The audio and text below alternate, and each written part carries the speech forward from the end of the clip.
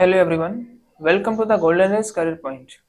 Spotting errors की series में ये छठी क्लास है और इस क्लास में भी हम लोग एसएससी एग्जाम्स में प्रीवियस ईयर्स में स्पॉटिंग एरर्स से जो क्वेश्चंस पूछे गए हैं उनमें से 10 क्वेश्चंस को आज पढ़ेंगे, उनका एनालिसिस करेंगे सेंटेंसेस का और एरर फाइंड आउट करेंगे।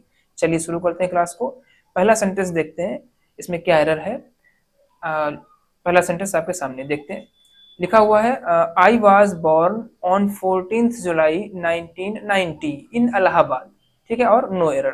पहले इसकी हिंदी अनुवाद देख लेते हैं। कह रहे हैं आई वॉज बोर्न, मेरा जन्म हुआ था 14 जुलाई 1990 को इलाहाबाद में। ठीक है, अब देखते हैं सेक्शन ए में क्या है। आई के साथ में वाज और बोर्न बिल्कुल सही है, कोई एरर नहीं इसमें।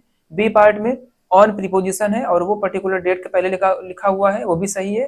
ठीक है, अच्छा अब देखेंगे यहीं पर एक चीज का ध्यान रखेंगे, ये जो 14th लिखा हुआ है ये क्या है, ये एडजेक्टिव है, कौन सा, न्यूमरल। और न्यूमरल में से कौन सा नंबर दिया गया है, ये ऑर्डिनल नंबर है। कौन सा है, ऑर्डिनल।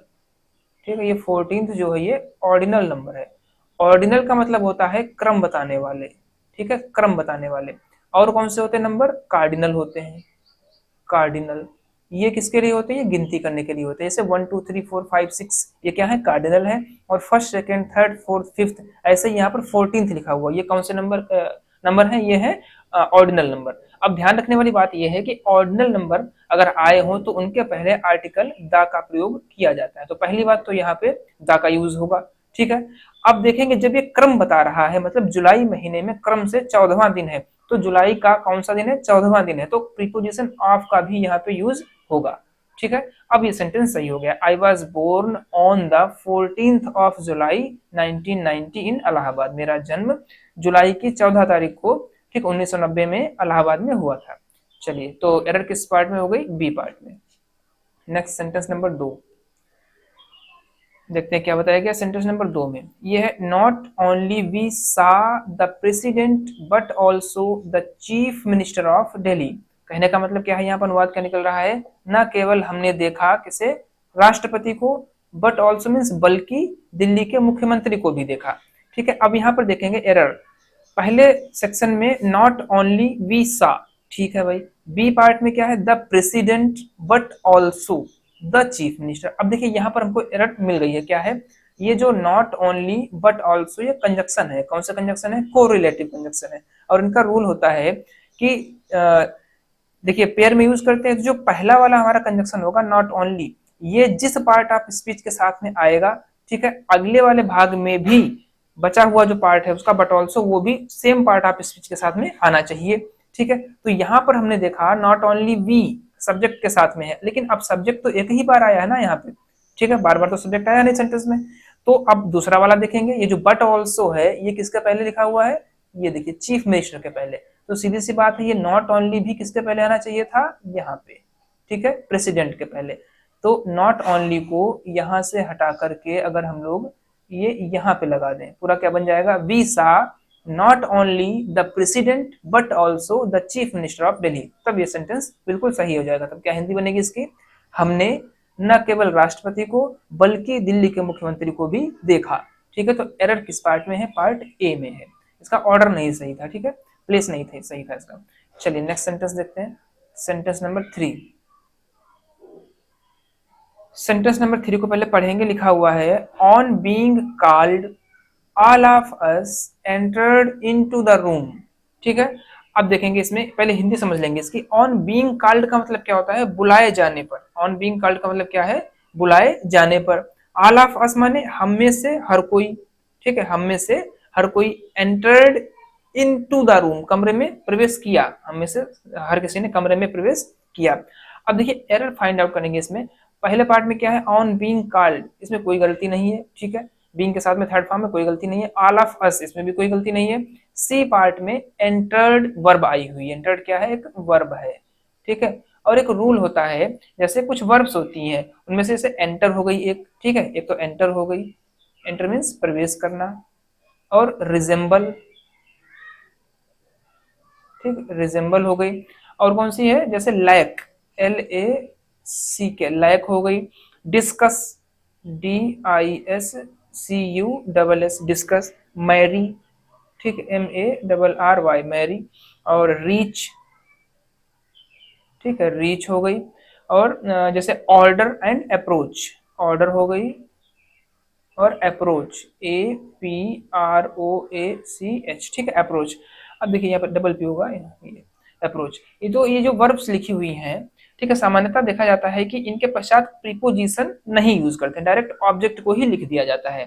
तो यहाँ पर देखिए इनमें से एक वर्ब एंटर आई हुई है, इसका मतलब यहाँ पर प्रीपोजिशन इनटू का यूज नहीं होगा, इनटू हट जाएगा। अब ये सेंटेंस सही है। On being called all of us entered the room, बुलाए जाने पर हम में से हर किसी ने कमरे में प्रवेश किया। तो एरर किस पार्ट में थी? सी पार्ट में थी, ठीक है। इन वर्ब्स को ध्यान रखेंगे, इनके बाद में प्रीपोजिशन का यूज नहीं किया जाता है। नेक्स्ट सेंटेंस नंबर 4 देखेंगे, पढ़ते हैं सेंटेंस को। क्या लिखा है? I waited for you but you never turned up, और नो एरर, ठीक है।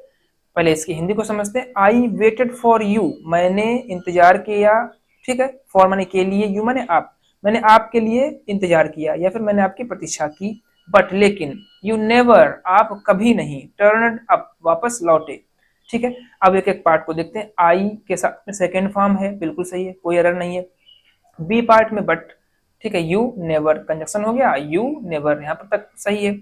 सी पार्ट में टर्नड अप सेकंड फॉर्म लगी हुई है और इसके पहले ये नेवर आया हुआ था। पास्ट इंडेफिनिट में अगर नेवर आ जाता है तो उसके साथ में वर्ब की सेकंड फॉर्म का यूज करते हैं, ये भी सही है। तो इस सेंटेंस में कोई एरर नहीं है, ठीक है।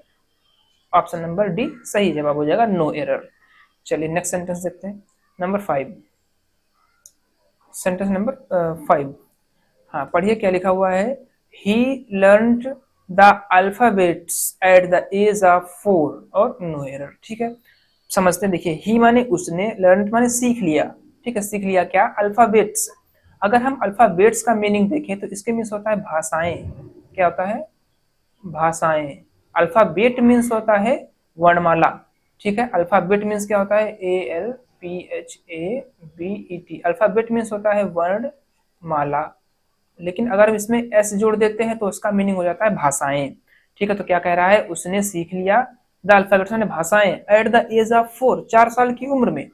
ऐसा तो नहीं पॉसिबल, 4 साल की उम्र में कई भाषाएं कैसे सीख सकता है जब तक कि अगर कोई वर्णमाला नहीं सीखेगा, ठीक है। उम्र इतनी कम है तो सीधी सी बात है यहाँ पर वर्णमाला को सीखने की बात हो रही है, तो एरर बी पार्ट में हो जाएगी। अल्फाबेट्स की जगह पर यहाँ पर क्या होगा? सिर्फ अल्फाबेट होगा, ठीक है। उसने 4 साल की उम्र में वर्णमाला सीख लिया। चलिए नेक्स्ट सेंटेंस देखते हैं। तो यहाँ पर ध्यान रखने वाली बात क्या है, जो ये एस प्लूरल बनाते हैं ना, उसमें से कई शब्द ऐसे होते हैं जिनका पूरा अर्थ ही बदल जाता है, ठीक है। चलिए नेक्स्ट सेंटेंस देखते हैं। सेंटेंस नंबर 6 में, the main purpose of the visit is to develop a close relationship among the two countries, और नो एरर, ठीक है। पहले इसका हिंदी अनुवाद देखते हैं। कह रहे हैं द मेन पर्पज, जो मुख्य उद्देश्य है, काहे का? Of the visit. Visit means क्या होता है? दौरा करना, ठीक है। दौरा करने का या फिर यात्रा करने का मुख्य उद्देश्य इस माने है, क्या है? To develop a close relationship, एक घनिष्ठ संबंध। क्लोज का मतलब क्या है यहाँ पर? घनिष्ठता का, और रिलेशनशिप माने संबंध, ठीक है। घनिष्ठ संबंध को विकसित करना है अमंग द टू कंट्रीज, दो देशों के बीच। ये इसका हिंदी अनुवाद हो गया। एरर फाइंड आउट करते हैं। देखिए पहले पार्ट में क्या है? The main purpose of the visit, इसमें कोई एरर नहीं है, ठीक है, क्योंकि इसमें सिर्फ सब्जेक्ट है, ठीक है, और बस सब्जेक्ट ही है। आगे क्या है? वर्ब बी पार्ट में इज बिल्कुल सही है, पर्पज सिंगुलर है, इज लगा हुआ है, बिल्कुल सही है। टू के साथ में फर्स्ट फॉर्म आई हुई, इन्फिनिटिव है टू, इसके साथ में फर्स्ट फॉर्म आई है, ये भी सही है, ठीक है। अ क्लोज रिलेशनशिप यहाँ तक भी सही है। सी पार्ट में हम लोगों ने देखा यहाँ पर दो देशों की बात हो रही है। अब देखिए घनिष्ठता का संबंध दो देशों के बीच में विकसित किया जा रहा है, और जब दो लोगों के बीच की बात होती है तो अमंग का यूज नहीं करते हैं, किसका करते हैं? बिटवीन का यूज करते हैं। हमेशा ध्यान रखिए, दो के लिए बिटवीन, और दो से अधिक के बीच अगर कोई बात हो रही है तो फिर अमंग का यूज करते हैं, ठीक है। और यहाँ पर दा का भी यूज नहीं करेंगे, क्योंकि टू क्या है? अभी मैंने बताया था पिछले सेंटेंस में, टू जो है वो एक कार्डिनल नंबर है, और आर्टिकल दा का प्रयोग जो है वो ऑर्डिनल नंबर से पहले करते हैं, ठीक है। तो दा भी हट जाएगा। यहाँ पर क्या बन जाएगा sentence? The main purpose of the visit is to develop a close relationship between two countries, ठीक है। तो एरर सी पार्ट में, ऑप्शन नंबर सी बिल्कुल सही जवाब हो जाएगा। चलिए नेक्स्ट सेंटेंस देखते हैं। Sentence number 7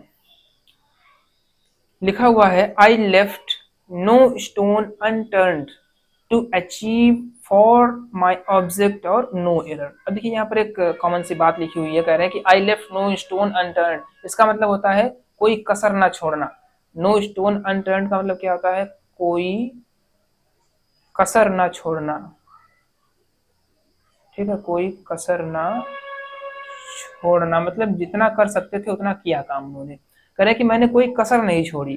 to achieve, achieve मैंने प्राप्त करने में, ऑफ माई ऑब्जेक्ट, जो इनका लक्ष्य था, अपने लक्ष्य को प्राप्त करने में कोई कसर नहीं छोड़ी। तो ध्यान रखेंगे अचीव के साथ में प्रीपोजिशन फॉर नहीं आता है, ठीक है, ऑफ आता है, ऑफ माई ऑब्जेक्ट।